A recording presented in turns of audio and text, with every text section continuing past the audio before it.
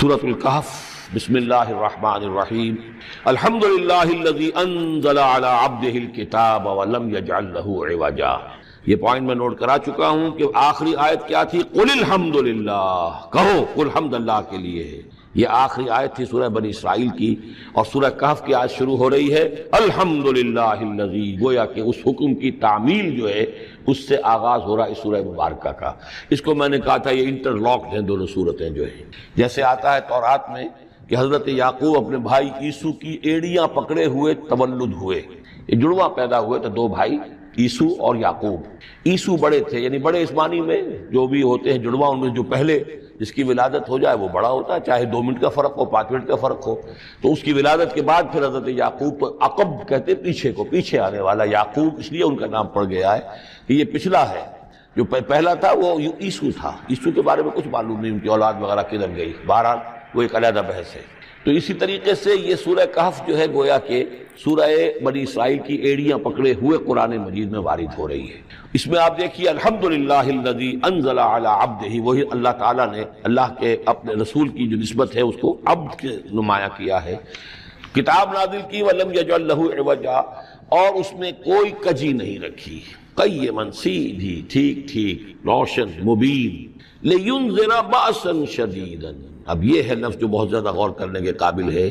اس کتاب کے حضور پر نزول کے مقاصد میں سے ایک یہ بھی ہے خبردار کر دیں ایک بہت بڑی آفت سے۔ ویسے باسن جب واحد آتا ہے تو عام طور پر اس کے معنی جنگ ہوتے ہیں، جب جمع میں آتا ہے تو سختی، مصیبت، بھوک، فاقہ، یہ سارے بأسا۔ آیت البر میں بھی ہم نے پڑھا والصابرین فی البأساء والضراء وحین البأس۔ باسا جب جمع میں آیا ہے تو فقر و فاقہ، تکلیف، مصیبت، اور حین الباس جنگ کے وقت۔ تو ان دونوں کو ذہن میں رکھیے، بہت بڑی آفت، بہت بڑی آفت، بہت بڑی آفت۔ ایک تو ہے دجالی فتنے کی، دجال المسیح الدجال جو آنے والا ہے، جس کے بارے میں حدیث میں آتا ہے کہ کوئی نبی اور رسول ایسا نہیں گزرا جس نے اپنی قوم کو دجال کے فتنے سے آگاہ نہ کیا، اور پوری انسانی تاریخ میں دجال کے فتنے سے بڑا کوئی فتنہ نہیں، اور وہ ہر بندہ مومن کے امتحان کے لیے کڑا ترین جو ہے مرحلہ آ جائے گا، سخت ترین امتحان اس کا لیا جائے گا۔ تو یہ جو سختی ہے اس کی خبر دیتے ہوئے یہ سورہ مبارکہ نازل ہو رہی ہے، اور خاص طور پر اسے باسن اگر جنگ کے معنی میں لیں تو الملحمۃ العظمیٰ، کتاب الملاحم، جو کہ آپ دیکھیں گے احادیث کی کتابوں میں پورا باب ہے کتاب الملاحم، اور اس کا تعلق بھی دجال کے ساتھ ہے، کیونکہ پھر دجال ہی کو قتل کریں گے حضرت مسیح علیہ السلام نازل ہو کر۔ تو یہ سارا مسئلہ جو ہے اس کی خبر دینے کے لیے قیما لینذر بأسا شدیدا من لدنہ، گویا کہ یہ جو احادیث کی کتابوں میں آپ کو حدیث کے ابواب ملتے ہیں، چاہے وہ کتاب الفتن ہو اور چاہے وہ کتاب جو ہے آثار قیامہ ہے، اس طرح کے جتنے بھی ہیں، اور کتاب الملاحم ہے، یہ گویا کہ اس کی شرح ہے لینذر بأسا شدیدا من لدنہ، اور یہ ہوگا بھی خاص اللہ کی طرف سے، یہ آزمائش بھی، یہ دجال کا فتنہ بھی، یہ بہت بڑی جنگ بھی، جس کو آرمگڈون کہتے ہیں۔ کرسچین جو ٹریڈیشن ہے اس میں اس کے لیے لفظ ہے آرمگڈون، ایک بہت بڑی جنگ ہوگی۔ ڈکشنری میں بھی آپ دیکھیں گے کہ خیر اور شر کی قوتوں کے درمیان اس دنیا کے خاتمے سے پہلے ایک بہت بڑی جنگ ہو رہی ہے جس کا نام یہ آرمگڈون ہے۔ لینذر بأسا شدیدا من لدنہ ویبشر المؤمنین الذین یعملون الصالحات، اور تاکہ بشارت دے وہ ان اہل ایمان کو جو نیک عمل کرتے ہوں، ان لہم اجرا حسنا، کہ ان کے لیے ہوگا بہت اچھا بدلہ، ماکثین فیہ ابدا، اور وہ اس میں رہیں گے ہمیشہ ہمیشہ۔ یہ جو دجالی فتنہ ہے اس کے ساتھ ایک خاص مناسبت ہے سورہ مبارکہ کی۔ احادیث میں آتا ہے کہ دجالی فتنے کے اثرات سے بچنے کے لیے اس سورہ مبارکہ سے ذہنی اور قلبی رشتہ مفید ہے، اس کی تلاوت کرتے رہنا، خاص طور پر جمعے کے روز پوری سورہ کہف، ورنہ یہ کہ کم سے کم اس کی ابتدائی اور آخری آیات ان کی بڑی اہمیت ہے۔ دجالی فتنہ اصل میں کیا ہے سمجھ لیجئے کہ ایک تو ہے دجالی فتنہ بالعموم، دجل کہتے ہیں فریب کو، جیسے کہ کوئی نبی نہیں ہے، وہ اس نے فریبی لبادہ اوڑھ لیا، نبوت کا دعویٰ کر رہا ہے، وہ دجال ہے۔ تو اس طرح کی تو حضور نے فرمایا ہے کہ 30 دجال پیدا ہوں گے، انہی میں سے ایک ہمارے زمانے کے اندر جو ہے یہ غلام احمد قادیانی بھی تھا، وہ دجال تھا، جس نے کہ اعلان کیا کہ میں نبی ہوں جبکہ وہ نبی نہیں تھا۔ تو فریبی بنا ہوا جس نے کہ ملمہ اپنے اوپر چڑھایا ہوا ہے۔ اسی طریقے سے دجالی فتنہ یہ جو ہے اس پوری دنیا میں اس وقت جو فتنہ ہے وہ یہ ہے کہ مادہ پرستی کا اتنا غلبہ ہو چکا ہے ذہنوں کے اوپر، افکار کے اوپر، لوگوں کے نظریات کے اوپر، لوگوں کی اخلاق کے اوپر، لوگوں کے اقدار جو ہیں، ویلیوز جو ہیں اس کے اوپر، کہ وہ آخرت کو بالکل بھول گئے، اللہ کو بھول گئے، اسباب کے اندر گم ہے، مسبب الاسباب سے ذہول ہو گیا، دنیا ہی دنیا ہے، آخرت کو بھولے ہوئے ہیں، مادہ ہی مادہ ہے، روح سے کوئی سروکار ہی نہیں۔ یہ ہے بالعموم جس کا نام دجالی فتنہ ہے کہ حقیقت کے اوپر پردہ پڑا ہوا ہے، آخرت پر دنیا کا پردہ پڑا ہوا ہے۔ یہ دنیا جو ہے در حقیقت کیا ہے؟ وَمَا الْحَيَاةُ الدُّنْيَا إِلَّا مَتَاعُ الْغُرُورِ، یہ دھوکے کا سامان ہے۔ اصل زندگی کو اس نے ڈھانپا ہوا ہے، ہم نے یہ سمجھ لیا کہ زندگی یہی ہے، اسی کے لیے بھاگ دوڑ محنت صبح و شام، اسی کے مستقبل کی فکر ہے، لیکن اصل زندگی اس کی کوئی فکر ہی نہیں ہے۔ باقی ایک دجال جو ہے جو آئے گا وہ معاملہ احادیث کے اندر بھی بڑی طوالت کے ساتھ ہے، اور اس میں کافی پیچیدگیاں بھی ہیں، بعض چیزیں جو ہیں ایک دوسرے سے کچھ مختلف بھی ہیں، اس میں پھر اہل علم کو بہرحال مطابقت پیدا کرنی پڑتی ہے۔ میں نے جہاں تک اپنی کوشش کی ایک رائے تک میں پہنچا ہوں، لیکن ابھی میں اسے بیان نہیں کر رہا ہوں۔ بہرحال دجالی فتنے کی خبریں موجود ہیں بہت شدت کے ساتھ، اور اس صورت کا پڑھنا جو ہے اس میں بہت مفید ہے۔ اس صورت کے مضامین کا دجالی فتنہ بالعموم سے کیا تعلق ہے وہ تو اس ہم دورہ ترجمہ دوران کے اس کے دوران بھی آپ کو معلوم ہو جائے گا، لیکن اس کے جو خاص بڑے مباحث ہیں، خاص طور پر یہ کہ ایک ہمارے بہت بڑے عالم گزرے ہندوستان میں اس صدی کے آغاز میں، مولانا مناظر حسن گیلانی، انہوں نے اس میں باقاعدہ کتاب لکھی ہے، آپ کو مل جائے گی بازار میں بھی، اصحاب کہف کے جو کا معاملہ سورہ کہف کے مباحث ہیں ان کے۔ میں نے اس کو اپنی ایک تقریر کے اندر کسی خطاب جمعہ میں سورہ کہف کے مضامین کا خلاصہ بیان کیا تھا، جس کا عنوان ہے دنیا کی حقیقت۔ ظاہر بات ہے تفاصیل زیادہ جو ہیں وہ میرے لیے ممکن نہیں ہے کہ اس دورہ ترجمہ کے دوران بیان کر سکوں۔ وَيُنذِرَ الَّذِينَ قَالُوا اتَّخَذَ اللَّهُ وَلَدًا، اور خبردار کر دے ان لوگوں کو جنہوں نے کہا کہ اللہ نے بیٹا بنایا۔ یہ ساری دجالیت جو ہے اس کی جڑ کیا ہے؟ مسیحیت، جو موجودہ مسیحیت ہے، جو حقیقت میں مسیحیت نہیں ہے، پالزم ہے، جس کی بنیاد تثلیث پر ہے کہ اللہ کا بیٹا بنا دیا حضرت مسیح علیہ السلام کو، اور انہیں کفارہ بنا دیا تمام جو بھی مان لے ان کو ان کے گناہوں کا، پیش کی معافی ہے ان کے گناہوں کی جو حضرت مسیح پر ایمان لے آئے، اور نمبر 3 شریعت ساقط کر دی، اور نمبر 4 سارا اختیار جو ہے وہ پوپ کے ہاتھ میں دے دیا گیا کہ تم جو چاہو جس چیز کو چاہو حلال کرو، جس چیز کو چاہو حرام کر دو۔ ان چیزوں نے مل کر نفس مذہب کو اس قدر قابل نفرت شے بنا دیا کہ یورپ کے عوام کے اندر مذہب کے خلاف شدید نفرت پیدا ہو گئی۔ چنانچہ اس کے بعد جب مسلمانوں کے زیر اثر وہاں پر علم پھیلا ہے، ہسپانیہ کی یونیورسٹیوں سے علوم اور فنون جو ہیں یہ فرانس اور اٹلی اور جرمنی کے نوجوان آتے تھے، اور وہاں آ کر وہ قرطبہ اور غرناطہ اور طلیطلہ کی یونیورسٹیوں سے پڑھ کر جاتے تھے، تو ان کے زیر اثر جو ایک ریفرمیشن شروع ہوئی، اصلاح مذہب، اور ایک رینائسنس، تحریک احیاء العلوم، وہ جو اصل تو تحریک تھی اس بات کی کہ انسان علم کی طرف دوبارہ رجوع کرے، لیکن یہ کہ وہ علم جب آگے بڑھا ہے تو وہاں پہ عیسائیت کے خلاف جو رد عمل تھا اس کی وجہ سے اس میں مذہب کی دشمنی جو ہے اس تحریک کے اندر خود بخود شامل ہو گئی۔ تو مذہب سے بیزاری، روحانیت کا انکار، آخرت سے بالکل بے پرواہی اور اس کا بھی انکار، اور خدا ہے یا نہیں ہے اس سے کوئی سروکار نہیں، یہ جو اس تہذیب کے اصل میں اثرات بنے ہیں سارے، یہ اسی غلطیوں کا یہ اثرات ہیں، نتائج ہیں کہ جو عیسائی مذہب کے اندر جو یہ تحریفات کر کے جو غلطیاں کی گئی ہیں، اس کو یہاں کہا گیا ہے کہ ان لوگوں نے کہ جنہوں نے یہ عقیدہ ایجاد کیا، ما لہم بہ من علم، ان کے پاس اس کے لیے کوئی علمی سند نہیں ہے، ولا لآبائہم، نہ ان کے آباء و اجداد کے پاس کوئی سند تھی، کبرت کلمۃ تخرج من افواہہم، بہت بڑی بات ہے جو ان کے منہ سے نکل رہی ہے، بہت بڑی گستاخی ہے جو یہ اللہ تعالیٰ کی شان میں کر رہے ہیں، ان یقولون الا کذبا، یہ نہیں کہہ رہے مگر جھوٹ، سراسر سیدھا سفید جھوٹ بول رہے ہیں، فلعلک باخع نفسک علی آثارہم، تو اے نبی شاید کہ آپ اپنے آپ کو ہلاک کر لیں گے ان کے جو اثرات پڑنے والے ہیں، عیسائیت کے اس غلط عقیدے کے جو نتائج برآمد ہوئے ہیں، جب یہ نتائج ظاہر ہوں گے تو وہ اتنے سنگین ہوں گے، فلعلک باخع نفسک، کہ ان کے احساس سے اور ان کے ادراک سے شاید کہ آپ اپنے صدمے سے اپنے آپ کو ہلاک کر لیں، ان لم یؤمنوا بہذا الحدیث اسفا، اگر یہ لوگ اس حدیث پر، اس قرآن پر، یہ بات جو بتائی جا رہی اس پر ایمان نہ لائے، اس پر ایمان نہ لائے، اپنے اس غلط عقیدے پر قائم رہے، اس غلط مذہب کو انہوں نے برقرار رکھا، تو اس کا جو رد عمل ہوگا نوع انسانی پر، اور اس سے تاریخ انسانی اور انسانی ثقافت جس غلط رخ پر پڑے گی، جو دجالیت کا فتنہ اسے جنم لے گا، ان تمام چیزوں کے اثرات سے شاید آپ کو اتنا صدمہ ہو کہ فَلَعَلَّكَ بَاخِعٌ نَفْسَكَ عَلَىٰ آثَارِهِمْ إِن لَّمْ يُؤْمِنُوا بِهَٰذَا الْحَدِيثِ أَسَفًا إِنَّا جَعَلْنَا مَا عَلَى الْأَرْضِ زِينَةً لَّهَا، ہم نے زمین کے اوپر جو کچھ ہے اسے اس کا گہنا بنا دیا ہے، بناؤ سنگھار بنا دیا ہے، زینت بنا دیا ہے۔ یہ آپ نوٹ کر لیجئے، لفظ زینت اور زمین میں اس کی زیبائش اور آرائش، یہ اس سورہ مبارکہ کا عمود ہے، یعنی اس کو اتنا کھبا دیا ہے نگاہوں میں اللہ نے کہ آخرت سے خود بخود انسان غافل ہو جاتا ہے۔ یہ پردہ پڑ گیا ہے، چمک دمک ہے، یہ کاریں ہیں، یہ بلڈنگیں ہیں، یہ کوٹھیاں ہیں، یہ عالیشان عمارتیں ہیں، یہ کیا کچھ اس کی جو یوں سمجھیے پومپ اینڈ شو جو ہے اس وقت دنیا کا، اور ظاہر بات ہے امریکہ میں جا کر دیکھیے تو جو کچھ یہاں دیکھ رہے ہیں اس سے 10 گنا 100 گنا 1000 گنا آپ کو نظر آئے گا، عقلیں دنگ ہو جاتی ہیں۔ نتیجہ کیا نکلتا ہے کہ انسان یہ سمجھتا ہے کہ اصل شے یہی مادہ ہی ہے،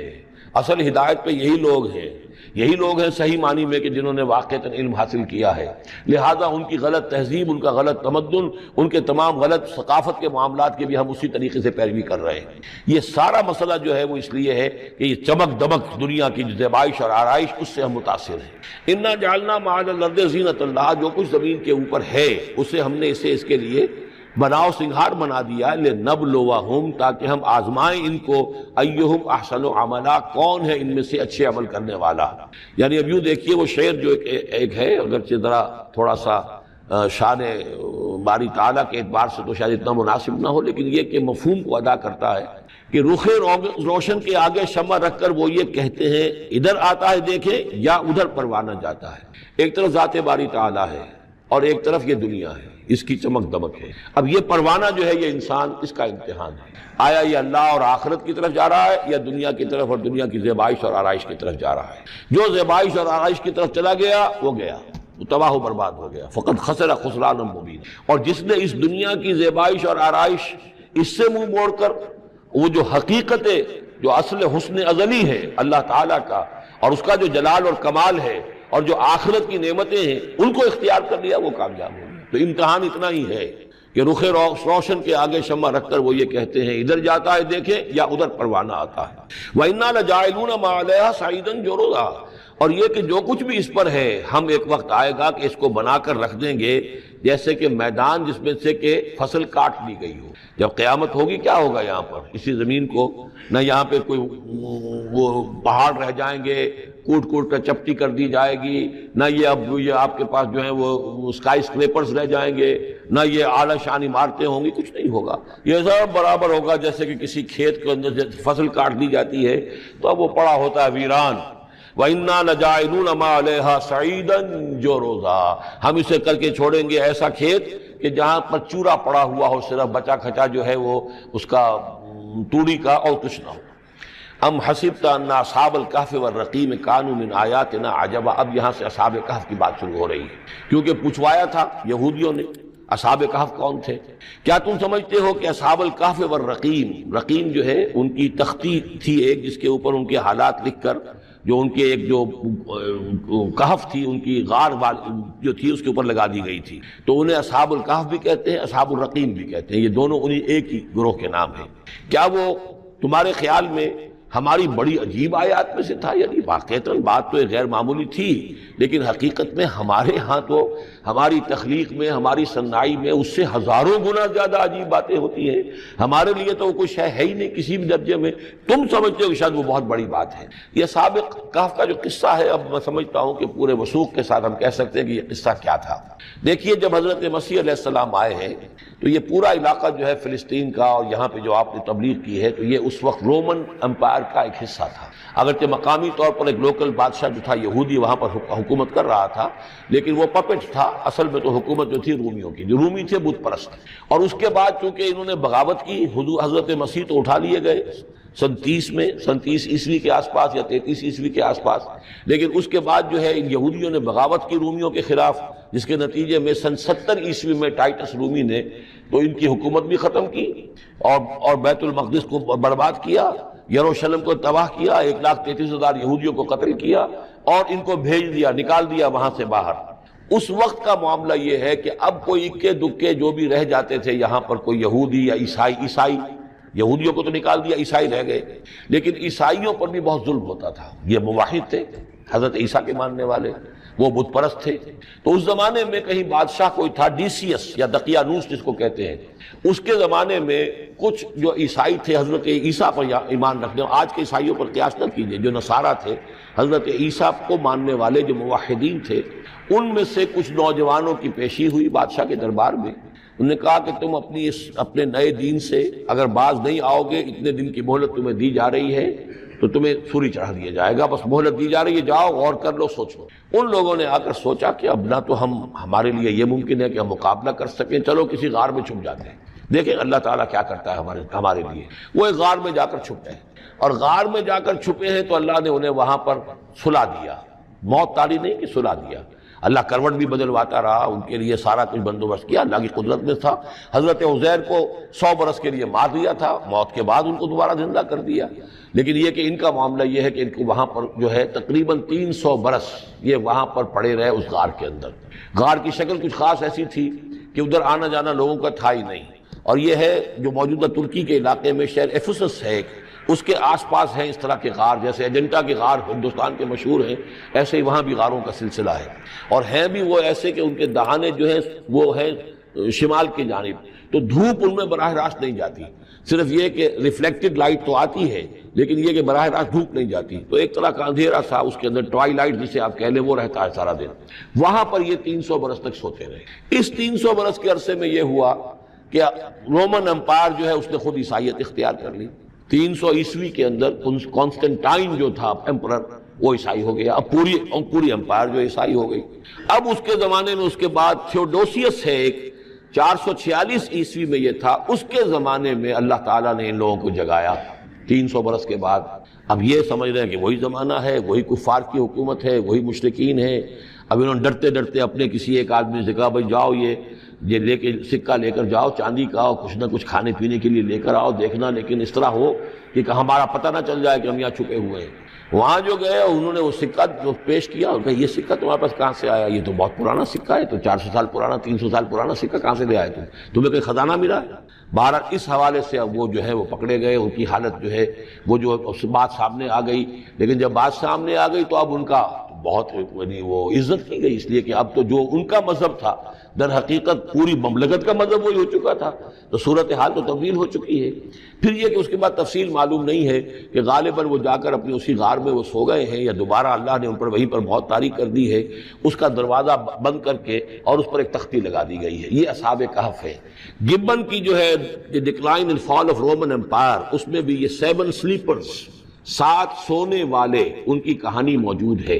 یہ چیز جو ہے گویا کہ رومن لٹریچر کے اندر موجود تھی، اس کا جو ذکر موجود تھا، اور قرآن مجید میں یہ امتحاناً سوال کیا گیا حضور سے، تو اس کا جواب دیا گیا کہ یہ 300 برس تک کچھ لوگوں کو سلا دینا، یہ اللہ تعالیٰ کے نزدیک تو کوئی بڑی بات نہیں ہے، تمہارے نزدیک